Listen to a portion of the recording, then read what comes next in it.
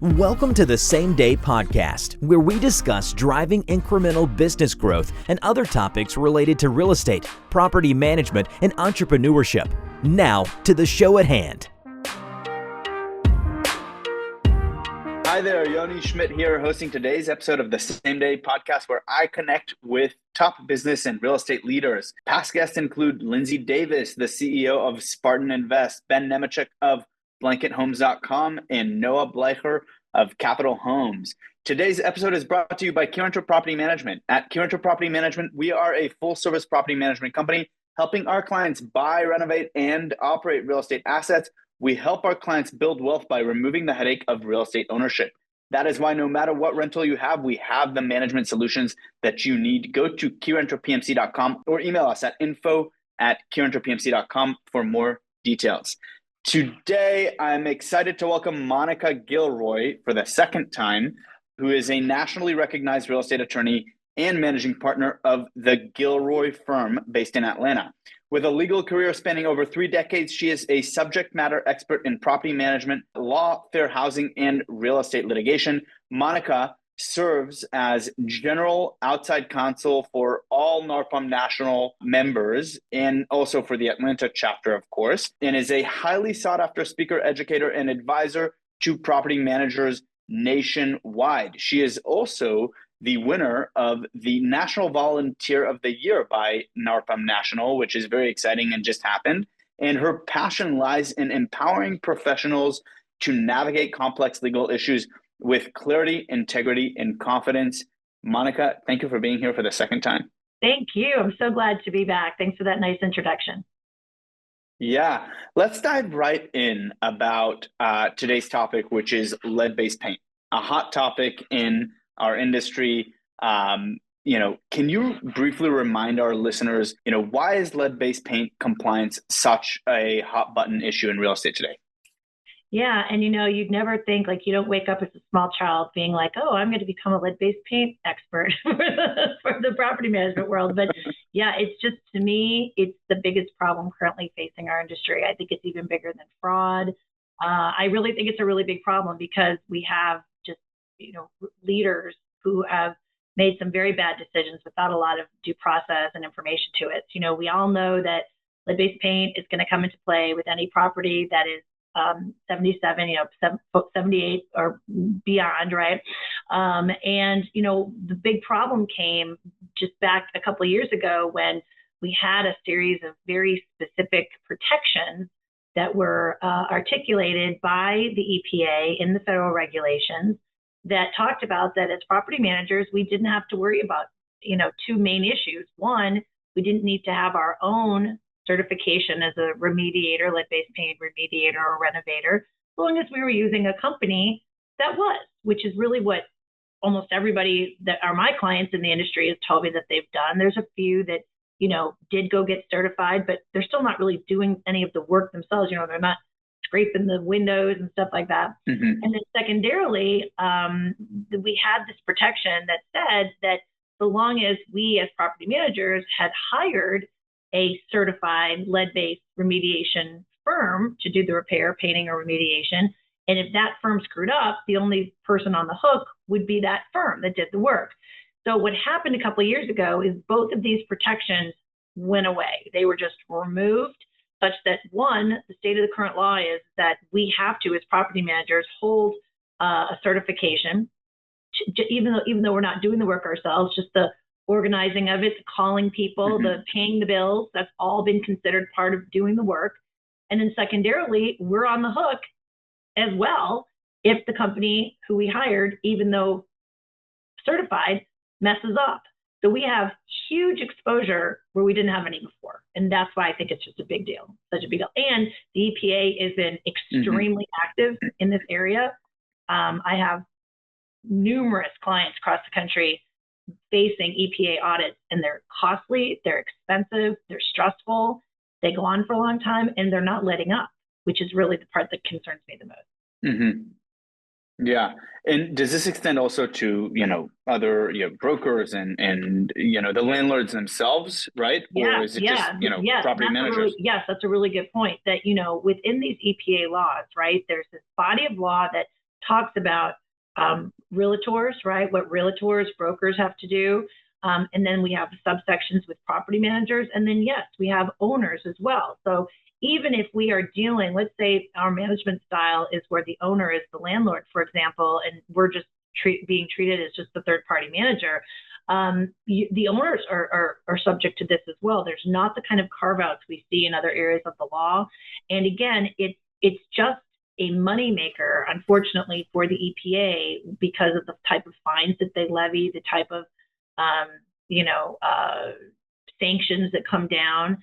And, when we talk about this subject, certainly no one is saying, and I'm not saying, and anybody's saying, that lead-based paint isn't a serious chemical hazard to people, right? Especially small children. Mm-hmm. Nobody is anti-lead-based paint good practices, right? It's just that what happened is, under this state of the world, all this liability is shining down on the PM industry in particular, where there wasn't any before. And that's without really the kind of due process we would like to see when a rule of this magnitude is changed. So, but yeah, everybody's affected. Everybody who touches this area needs to be aware. This isn't just a PM issue. It is the realtors have their own problems, and yes, even owners do as well. And so just to clarify this for, people who are listening to us for the first time, or someone who's just coming into the industry, it's someone who's a new investor buying their first rental property. If I'm a landlord and I hire a property manager, I need to make sure that they have this certificate in place. I would. I mean, I think as an owner, you're looking to the property manager to ensure that they're doing what needs to be done. And my advice to the property managers that I speak to and help is that they need to go get that certification. So yes, I think when you're vetting a company, that is something to look for to be sure they have their understanding of what the current regulations are. Now, I don't have it with me, but I mean, I actually sat through about a month ago a class, getting certified class. So me, Monica, a lawyer, right? Trial lawyer. I am certified as a lead-based paint remediator, which sort of goes to the kind of insanity of the whole thing is why would you think that I, as an attorney, would be qualified to do all of this? But the certification takes about a day. It's good for, I think, 5 years, but it needs to be, I've been telling my PM clients, you need to go, somebody in the company needs to go get it, right? Just one person. I like to recommend sometimes that they also send maybe their maintenance person too. But to me, that would be a good marketing tool to set yourselves apart from other PMs to say, look, we understand there's problems with lead-based paint. We know the EPA is very aggressive right now. We're certified. I think that would be a leg up to sell yourself. Yeah. What are the most common mistakes that you're seeing with property managers right now, and maybe owners or landlords that they're making when it comes to, lead disclosures? Sure. Great question. Well, just as a refresher, we know that there's two specific lead-based paint disclosures we have to give. The first one is called protecting yourself from lead-based paint. It's protect your family from lead in your home. Everyone's real familiar with this one. This is the one that I often refer to as the onboarding document. And this is the one that most people, state real estate forms, if you're using the Texas Realtors forms or the Georgia Realtors forms, or if you're using your own, most people have this all embedded right within the lease itself. And it's a disclosure that goes to the tenant that basically is signed by both the owner, the property manager, and the tenant. And the owner and the property manager are basically saying to the tenant, either, yes, there's lead-based paint, and here's some information about what we found, or no, there is no lead-based paint, and no, we don't have any documents that support or that show that there are, right? So one of the mistakes on that one that I keep seeing is people just literally forgetting to check the boxes, right? Maybe the PM has signed and the tenant signed, but you're missing an owner initial. Each one of those missing initials has a money penalty associated with it. So sometimes it's just somebody working too fast, right? They're, even if it's a downloaded electronic lease, they're maybe missing something, or the program isn't saying, wait, you missed to fill this out. So if there's an audit with that form, it's going to be something as simple as just a missing signature or initial, and that's literally translates to money. The other one, obviously, that's the bigger source of the problem is the second brochure, which is the brochure that's called the Renovate Right brochure. And that is the brochure that, in my experience, most PMs have never seen. And the question I get all the time is, well, Monica, why have I never seen this form before? And it's because prior to this change in the policy, right, a couple of years ago, it was never our job to give it out. It wasn't the job of the owner or the real estate agent or the landlord or the property manager. It was being given out by the firm that you hired, right? Because it makes the most sense. It's a disclosure that would be given by the people who are going to come in and do the painting or the renovation. And the absence of this form is what's causing the huge fines. The fines that are like $37,000 a day. I mean, huge fines. Wow. They're huge because they're just not there, right? The PM just doesn't have them because traditionally they've never given them out. So what we find is just, it's not even so much a mistake in the sense that it's not that the PMs or anybody in this space are, again, being flagrant of the rules, right? It's not like we're saying, oh, I don't have to give out any disclosures to the tenant when we're going to renovate.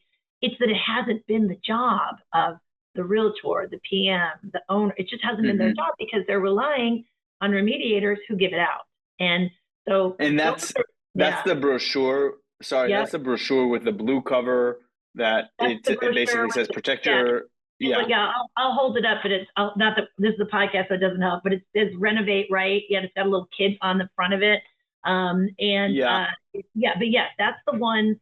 So that's the one that people in our industry in particular just are not familiar with because they've never had to hand it out, and that's part of the problem. Yeah.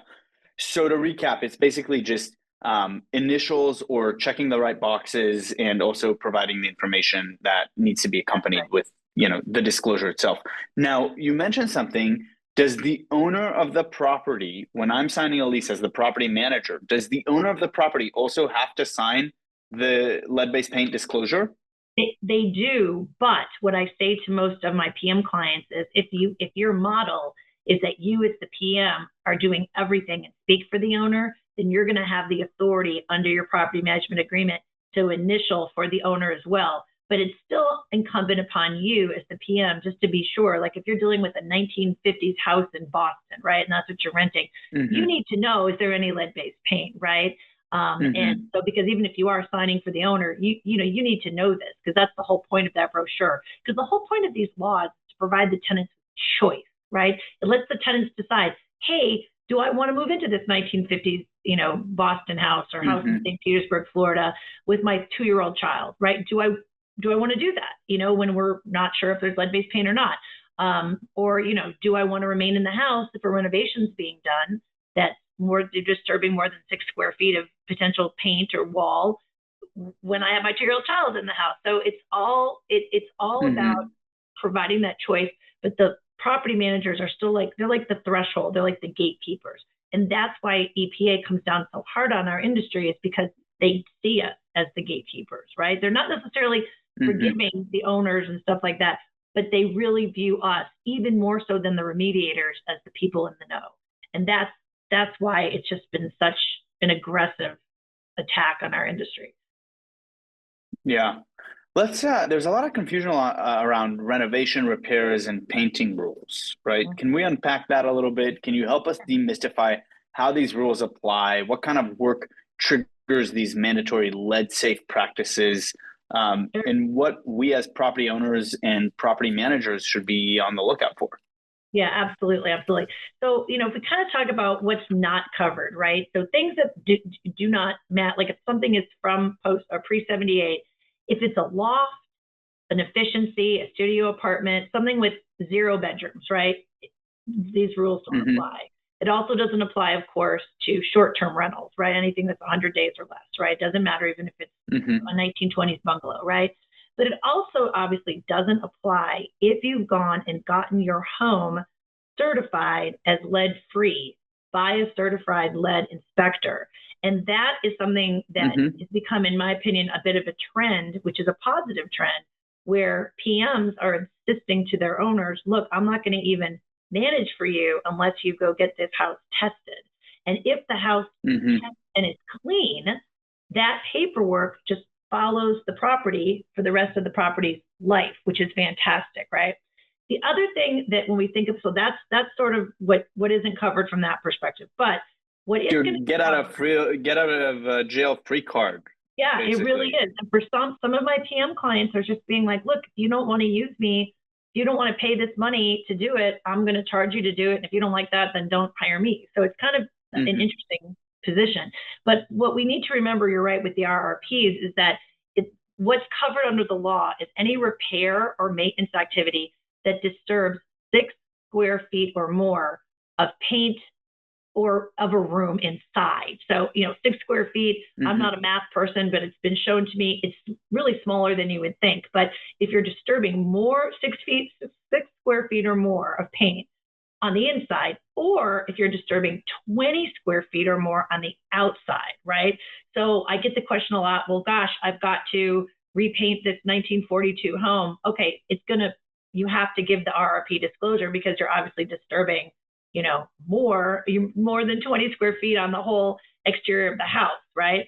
The other two things about RRP that sometimes people get confused about is anything dealing with a window. So if you're dealing with a window replacement in any way, because traditionally that's where lead-based paint was used, right, in window frames, and you're doing any kind of full or partial demolition, like if you're knocking down a whole kitchen, right, in a pre-78, those rules, those RRP disclosures are always going to apply regardless of how much you're doing. And it makes sense if you think about it, because if I'm replacing a window, right, even if it's just the window sill, I'm chipping it, paint chips are flying on the inside, the outside. And if I'm obviously doing a big demolition, same thing, the dust, there's got to be the proper containment, the proper remediation for handling with all of that. So people just kind of need to remember that 620 windows, right? 620 windows demolished, right? 6 square feet inside, disturbing more than that, more than 20 square feet on the outside. But if you're doing anything with windows, doesn't matter, always has to be given. And if you're doing any demolition, it has to be given. So, and again, that's why we get tripped up, is because we were hiring the people to replace the windows who were certified, and those people were giving out the notices, the RRP notices. And so that's where, again, our industry is like, what are you talking about? Because nobody really knew about it. Well, yeah, it's gaining traction. And you mentioned in your slides that enforcement is ramping up right now, right? So, who's most at risk of being audited or fined, and what can they do right now to protect themselves? Is it to, call up someone who can certify it as a no lead-based paint home, so that inspection and certificate follows it, as you mentioned, for the rest of eternity, or what should they be doing? Yeah, I mean, I think that right now you're at risk if you're managing pre-78, you're at risk, because the EPA is extremely interested in this topic right now. But we can't also forget that in many states we have their own equivalent, right, of a little EPA, right? There, it's the whatever it might be, the Texas Environmental Protection Division or whatever, right? And so sometimes people are getting hit in our industry from on the state level as well. Now the rules are going to be the same. There's some deviations in some states, but on the whole, it's kind of the same concepts. I think the most vulnerable are just going to be those PMs who have been managing the pre-78 for the last 3 years. That's how far they go back and look. And you just are kind of now waking up this year in 2025 to this issue of, wait a minute, we were supposed to be doing things that we haven't traditionally been doing before, right? So I think you've got to, as a PM, go back, take a look, self-audit, see if, all your boxes are checked, see if you have had projects done for RRPs that you've, did somebody at least give that brochure and that notice to the tenant, right? I do think that the idea of saying to your owners, I am not going to be assisting you anymore on this pre-78 unless you go get it tested, is a good idea. I think the other thing that I would encourage everybody to do is go ahead right now, under the current state of the law, get certified, have somebody in your office that's certified because that goes a long way when we're dealing with the EPA in an audit. I can say, look, they may not have known about this a year ago because it wasn't what our industry was doing, but since then, they've gotten education, they've gone and they've gotten certified, and it's just a good way to show the EPA good faith, because when you're in the middle of these audits, there's a whole lot of factors that are very discretionary for the EPA and for the various state agencies to whittle down, to cut down those penalties. And one of the first things is like awareness, that you're being aware. You're acting in good faith. You're not trying to hurt people. You're being cooperative with the investigation. And it's surprising how much we can shave down some of those fines just by, proactive things like we self-audited, we got certified, we told the owners we're not going to help you unless you go get the certification. So there's a little bit more control than we might want to think there is because we feel so vulnerable as an industry. But that's why, talking about it like we've been doing so much this year, hopefully we're reaching people to take those steps. So if or when they knock on the door, EPA does, or the state agency, you're a little ahead of the band. You really got to be. Yeah, not knowing doesn't, I guess, help you because you're still going to be subject to the law. Right. And listen, I'll be honest. I always make an argument, to the EPA, people, to their attorneys and to the investigative officers. I always kind of give the pitch like we're talking about today. Look, this was a big change in the industry. It wasn't really as understood or received or publicized the way that it could have been by EPA. So I do explain that this, again, no one is being flagrant, right? No one is saying, we love lead-based paint. We want kids to be endangered. That's not it. But we did not know we were doing it one way. Rug gets pulled from out underneath us. We're supposed to be doing it another way, but we're not being told that we weren't being educated that the rug was being pulled out underneath us in the fashion that one would expect. So that's where I'm into. Let's talk a little bit about how lead-based paint compliance ties into fair housing concerns for potential claims of discrimination. Yeah, wow, that's a good one. That sort of would be your double whammy, right? I think you have to be very conscientious of the fact that, again, the point of these laws is to protect, in particular, the most vulnerable people, like children, right? Children have the highest lead-based paint poisoning, always have had, in dealing with any kind of lead-based product. And so I think you obviously want to be careful you're not managing pre-78 houses and saying something like, oh, well, there's no children allowed, because obviously those laws are going to bump heads together. If familial status is a protected class, you can't simply say, oh, well, this is a pre-78 house. I can't have any children because there's a higher risk. That would be a per se violation of fair housing, right? You're not allowing a child to live in a house. Obviously, fair housing, you have to also think about with lead-based paint, if you've got anybody that has any sort of disability, right? If you have a more vulnerable tenant, you want to be extra sure if they're medically fragile or something like that, if they're complaining about something or that they're saying, well, they think there's a problem, just be sure you're treating it just like you would with anyone else. And again, you can't tell someone who has a disability, look, I can't rent to you because this house is got lead-based paint or is pre-78, had lead-based paint at one point. It's a fine line, right? But, when we talk about fair housing, we've also talked a lot this year about reasonable accommodations, right? And then especially in the realm of disability, is it unreasonable for a tenant who's medically fragile to say, look, I need you to do testing to see if this house has lead-based paint? I don't know that is very unreasonable, right? What is the cost of that versus, if you say no. So yeah, they don't completely intersect, but you could see where you could have some trouble with some fair housing if you're not thinking more globally with lead-based paint, right? You can't deny a family with small children a pre-78 home because there might be lead-based paint. You've got to kind of always be thinking about both of them from that perspective, to really. But that's an interesting rabbit hole that I kind of want to go down a little bit. You mentioned, let's say I'm a tenant, I come to you, you're an owner, I want to rent your house. It's built in 1960. There could be lead-based paint. I come to you, I say, I have a family and small kids. I'd like to rent this house, but I also would like for you to test it for lead-based paint because of whatever disability or something like that. You say, you could go either way. You could say yes or no. If you're saying no, then you're not essentially reasonably accommodating me as the tenant. Is that true or not true? Maybe. It could be argued either way.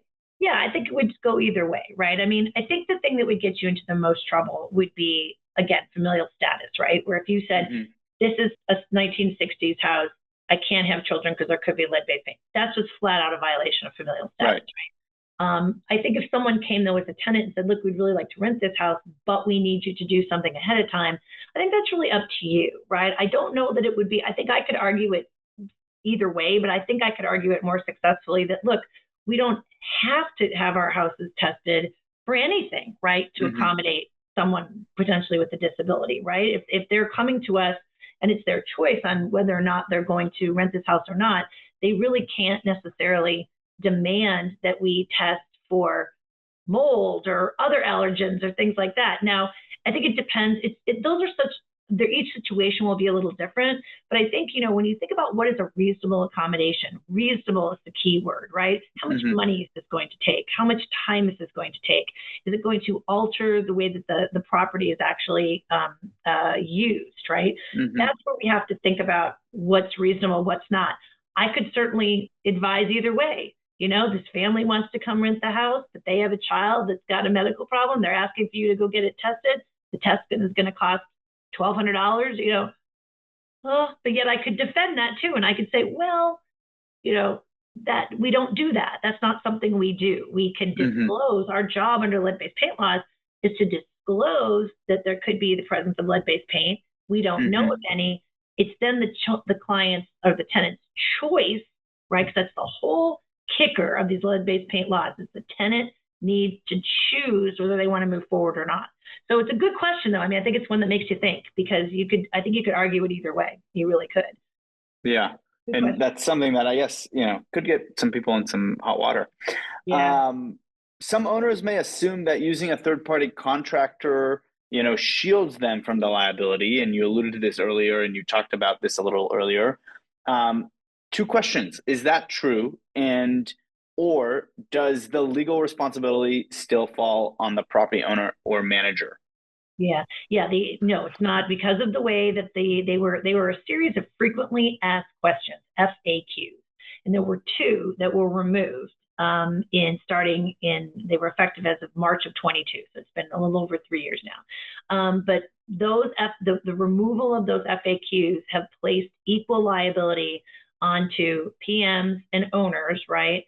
For work that is not done in compliance, right, with the RRP. You haven't given the proper notice, or you've not done the work correctly, or you haven't notified correctly. Again, the RRPs used to say that so long as owner/PM had hired, Steve, the certified remediator, right, only Steve was responsible if he messed up. The law now says if Steve messes up, you, PM/owner, are equally responsible right along with Steve.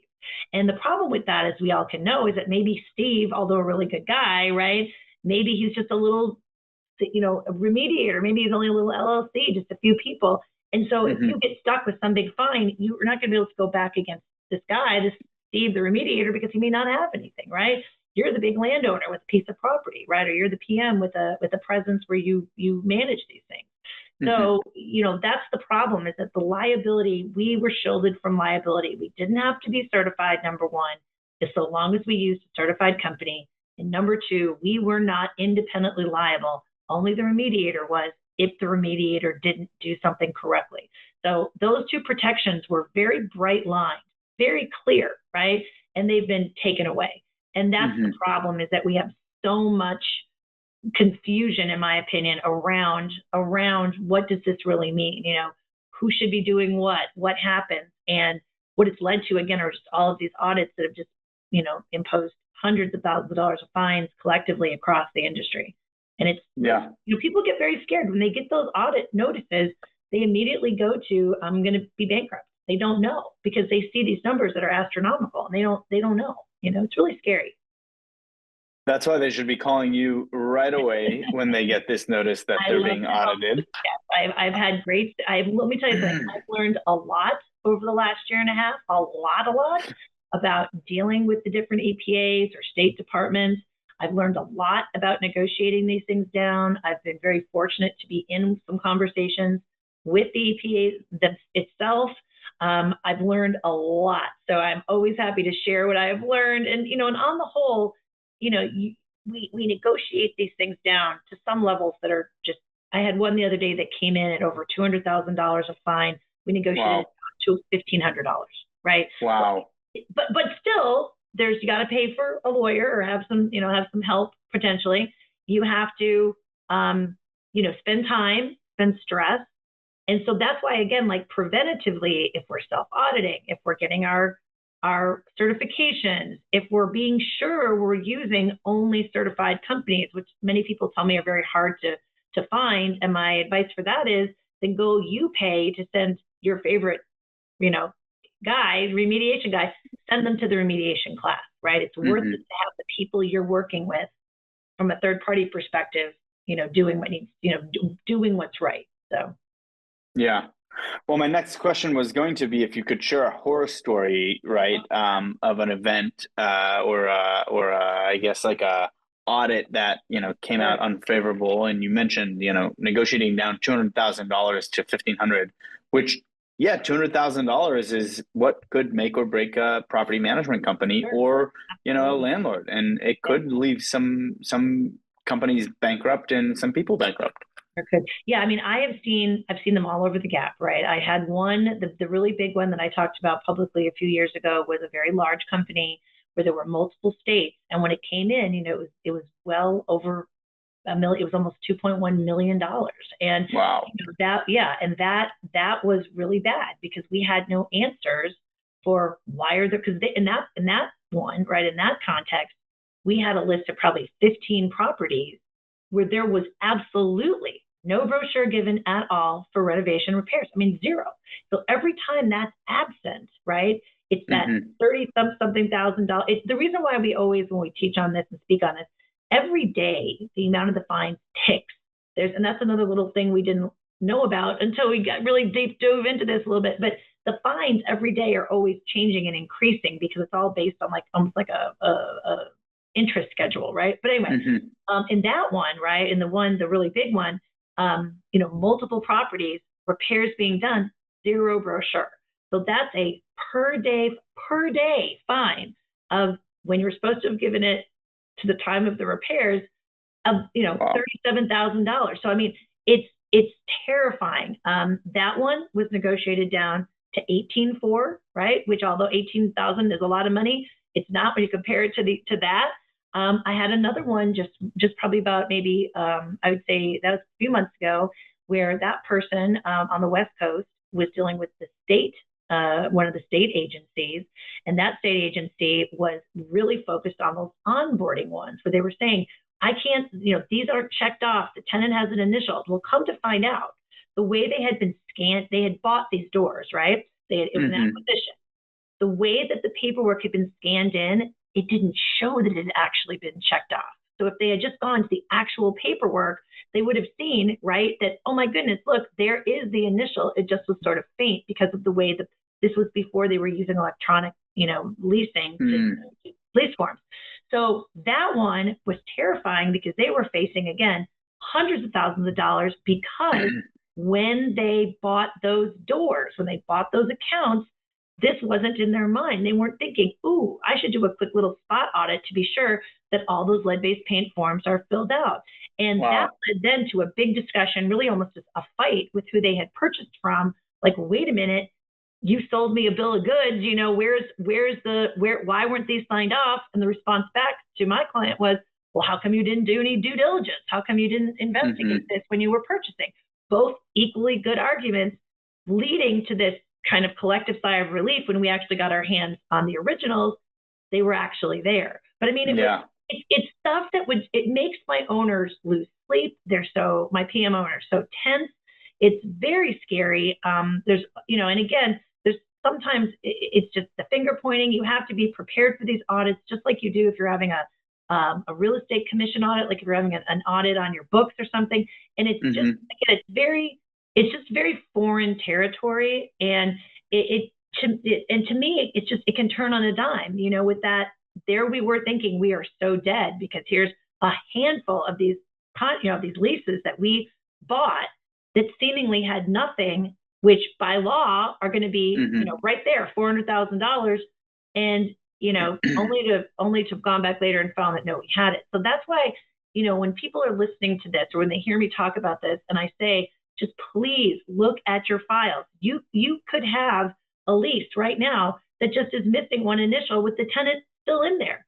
Give it to the tenant to sign. You've just fixed it, right? You've made a huge problem go away, Right. If we can, but we have to be very diligent in this area. While we continue as an industry to try to fix this, right? We're trying to fix it very, very, very diligently through grassroots efforts, through advocacy. NARPM is extremely at the forefront of this, as are other organizations, but NARPM to be the most. So it is really scary, and I think when we might talk to our legislators, right, if we have that chance to explain how scary this could be to our industry, because think of our average PM company, they're not going to have the ability to write checks of that size. They're going to have to do something, and then that creates more problems. So because shutting your doors is just a bigger problem. If you go bankrupt, then all these jobs are lost, and So one important point that I kind of heard from all of this is other property management companies who are doing mergers and acquisitions should really dig in, do due diligence, and handle it in a very thorough way to understand, okay, here are your property management agreements. The lead-based paint is part of this property management agreement. It's checked off by the owner. The disclosures and the initials are, all there in place.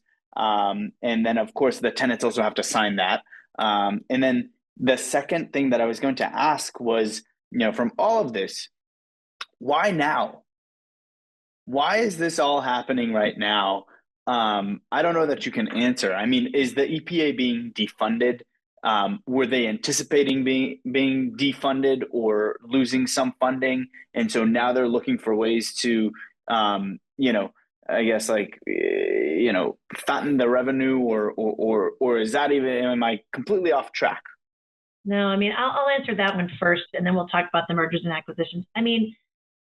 I've been doing this for 33 years, right? And I have, every year of my practice, right, the EPA has always been lurking in the background, right? I spent a long time representing huge real estate companies here in Georgia and in the Southeast, where, we're talking the 90s, the early 2000s, right? At least every 6 months, I'd get a panicked call from the broker saying, the EPA is at the door and they want to see our sales contracts, right? And back then, the fines were like $12,000 a missing, disclosure on the sales contract, right, or whatever it was. But they've always been there, and they've always been, ever present in any industry that they're meant to interface with. There's been something, though, about the property management industry, in my opinion, since the Great Recession, since 2008, 2007, getting past that, right? Because that's really when, in my opinion, the advent of the more sophisticated property management company came into place, right? Yeah, we still have even out there what everyone, sweetly calls the mom and pops, but let's face it, the mom and pops have been selling out for the last few years to bigger, more sophisticated groups. It's people who made a lot of money in tech and then have always been investors, and now they're a property management company, right?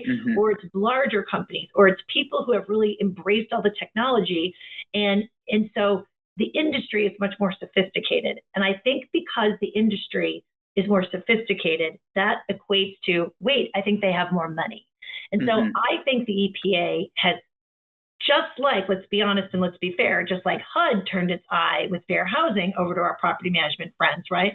We were not really under the microscope until really the Great Recession. After the Great Recession, I think it's that we're now viewed as an industry with money, that we have means, we have ways to pay these fines, and because we have touted ourselves as professionals, which we are, we're sort of setting ourselves up both ways to say, yeah, we're really good at what we do, meaning EPA is going to say, well, then you should know that. Right now, EPA, well, I mean, we're talking today is November 3rd, not sure when this will air, but I mean, we're still part of a government shutdown. I think it's the 30-day mark. Right now, what type of enforcement is happening at the federal level? Maybe not a lot, but guess who's still chugging along? All those states, right? And for the state, it is revenue. And for the EPA, of course, fines are revenue. I mean, that's what they do. They obviously have their goals wrapped around that this is for protection. And again, whenever I speak on it is not let's run crazy and get people sick with lead-based paint, but I think the motivation is we're an industry that because we have more of a spotlight on us as professionals, that it is suddenly we've come under the eye much more of EPA, state EPAs, and even though this isn't a fair housing conversation, but fair housing as well. I think that's definitely part of it. Now, there is an administration aspect without question to both fair housing and lead-based paint, depending on the party in the White House. You definitely have, a different views. We've seen that with our current administration, getting rid of disparate impact as it relates to fair housing, which is a huge thing, huge. Now, don't get too excited though, because of change of administration, that thing could come right back, right? Right. With this, right now we have hopefully an administration that is actually going to see that property managers are not the bad guys. We're the buffer between actually bad owners and tenants. We actually help tenants. So the hope is that the fervor, right, to try to collect money dies down a little bit. Again, state level, it's still going to be going on because that doesn't get affected by, the politics as much. In terms of mergers and acquisitions and any kind of buying, yes, I have actually of recent been helping a few people buy some. I do that too. I help people buy and sell real property management companies. And I've actually changed it to a new bullet item on the due diligence checklist, right? Review for lead-based paint compliance. So it's not just, do I have the tenant's signature and do we have their security deposit on file, right? You got to look at that, because I think it's you are inheriting, which is what a lot of my clients did in these recent audits. You're inheriting so much liability if you're not looking at something really closely. And again, nobody's trying to do anything sneaky or on purpose. It's just, what does it look like? Because do you buy those doors where they've done all this repair work in the last year and not given out the RRPs? Yeah. What should a property manager do then, I guess, like when they, go through due diligence and they don't have those? I think you have to see what can be corrected before the purchase. So if they're able, for example, to get missing initials as as it relates to the onboarding one, you should ask your selling company to do that. In terms of RRPs, when you know that there's been repairs without the benefit of that brochure being given, make the company you're buying from either go to the person who did the work and say, hey, did you give it? At least they gave it, that helps. Or really seriously consider either carving out that property, those doors that don't have compliance, or asking for price reductions, right? Because there is a risk to you going forward if you're audited and you've, knowingly brought on a property that is not been compliant with, with the disclosure. So it's got to become, I think, a little bit more of a bargaining tool. When we're doing an M&A, we've got to think about it a little more deeply than we probably did before, just because of what's currently going on. Yeah.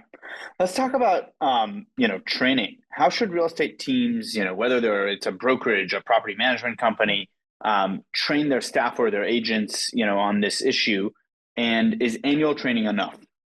Yeah, great question. Yes, I think annual training is enough, because I think that if we are just once a year, kind of like fair housing training, if we're hitting it really big and deep, and we're bringing in somebody that can talk about it, or we're having conversations with, we have state regulators, getting them to come in.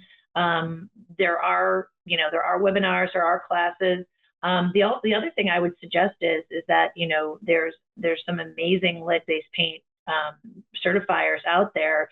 Leadclasses.com is my friend Steve Hoff, who we taught together just last week or a couple weeks ago in Orlando. But there's, to Google lead-based certification classes, look for Steve's name. Those are really good ways to train people and get them certified at the same time. Again, those classes are about a day long.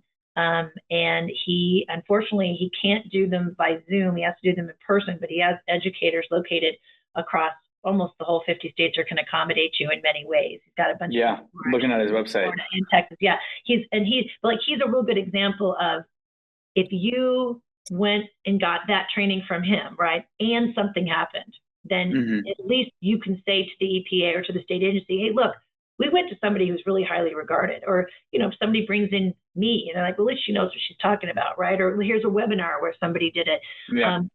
Anything showing that you've been proactive makes a huge difference. I think once a year is fine. But one thing I would say is, as you onboard new people, just be sure they understand it. Just like fair housing, right? Like, it's so important when you onboard. And I'll say this too: if you're using virtual team members, ask the companies that you're hiring from, do they have any training? Do they train at least with a modicum of information on lead-based paint? Because, what if you get a question and they're not sure, and they're the first line taking the phone calls or something like that, or answering an email. Yeah, to me, you can never train enough. I love to teach and educate. That's how I give back. I love it. So to me, you can never learn enough. But in these areas where it's literally it equals liability. Lead-based paint equals liability. It just does. Me flashing lights. We have to take those steps to educate. Once a year, I think is fine, but it has to be part of your curriculum, part of what you're doing. I really do. Yeah. Let's talk a little bit about investors or brokers that are working with Spanish-speaking or immigrant tenants, because there's a nuance here. Are there any additional communication or translation requirements that they should be aware of, and what does that look like? Great question. The brochures that we're talking about, the Renovate Right and the Protecting Your Home from Lead-Based Paint, they have Spanish versions as well. And it's my understanding that you can go to the EPA for guidance if you needed other languages as well. So obviously, if you're dealing with Spanish speakers, be sure you're using the Spanish forms of these brochures. They're exactly the same. They're just translated into Spanish. So I don't think you need anything extra so long as you're using those versions of those forms in their language. And if you have a different language being spoken, again, I'm pretty confident if you look at the EPA website, they have some directions as to other languages that they can help provide the brochures in. I would also encourage, if you haven't looked at the EPA website under property managers for a while, there is a lot of great information. There's actually training information there too. Although I'm not real pleased with the decisions that were made at a very high level in terms of how our industry was basically notified of the effect of what these removals of these FAQs did. The EPA itself, when you deal with the boots on the ground, I've always dealt with the most, the investigators, the lawyers, the internal lawyers. They're incredibly professional. They're very appreciative of the efforts that are made to train and teach and educate. They very much appreciate that we understand their goals as PMs and as owners, and that we're trying to go right with them. So the EPA website is a really good source of information if you're not sure, like the different shares. It's a really, really good point. But I don't think there's any heightened responsibility. Just obviously, anytime you have someone who isn't English is not the first language, just be sure we're trying to provide as much as we can in the language that they use. But with Spanish, EPA has helped us. They already have those. We'll put that link below. Is that, I guess, considered a reasonable accommodation to provide documents and forms in translated language? Yeah. Oh, yeah. Oh, 100%. 100%. Even if it's the whole lease, I know we're talking about doing another episode about fair housing, which we can dive into reasonable accommodations a little bit more. But even if it's the whole lease and someone says, I'd like you to reasonably accommodate me, and I'm a native Hebrew speaker, so please provide me with this lease in Hebrew. I think it depends, right? I mean, how easy is that? Can you run your lease through, something that translates it? Perhaps. Yeah. I think it certainly could be. I think, again, I could argue it either way, right? If I'm, in a place where I'm not, if I'm in an area of the country where maybe I'm not dealing with people who are not having English as their first language, what would that mean? Would I have the capabilities to do that versus, maybe in the middle of New York City and it's different where we're surrounded by, hundreds of languages.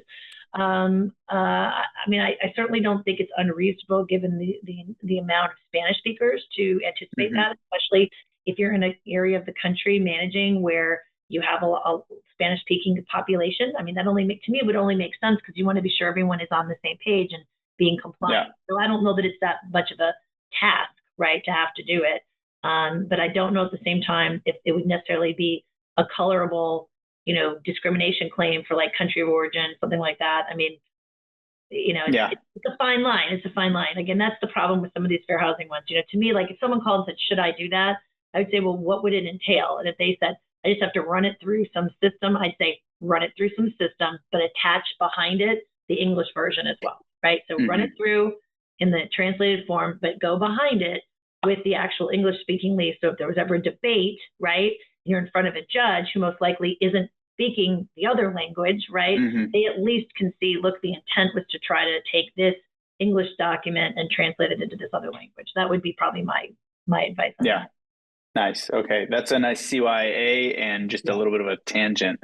I guess looking forward, what changes do you see coming down the pipeline in lead compliance enforcement and legislation?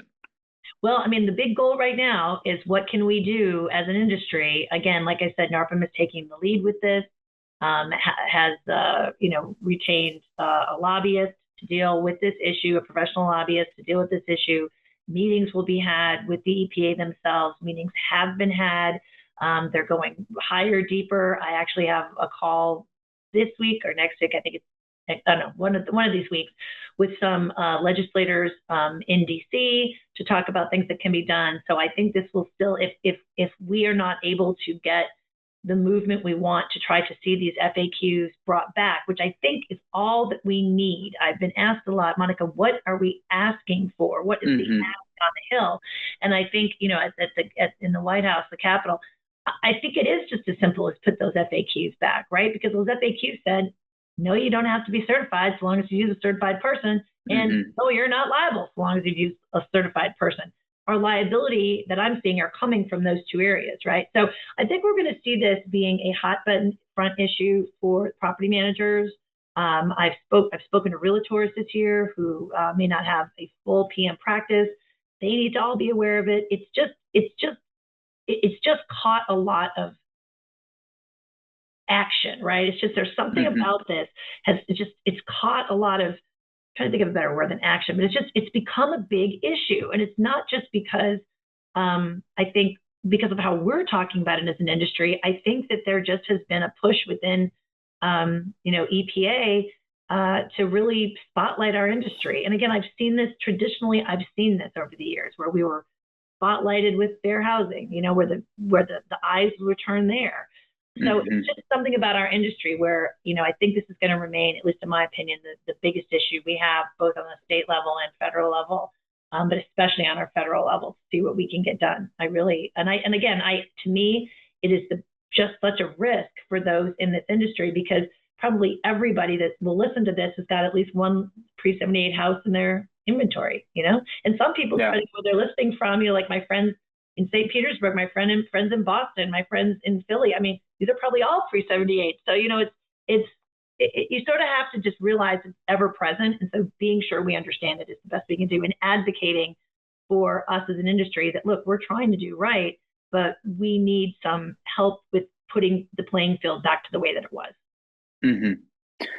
Makes sense. Monica, you are always a wealth of knowledge, and I cannot think of anyone better to be leading the charge, protecting our industry, educating us, educating, agents and owners, property managers, owners of property management companies, because without this education, we'd be lost, I think. So thank you so much.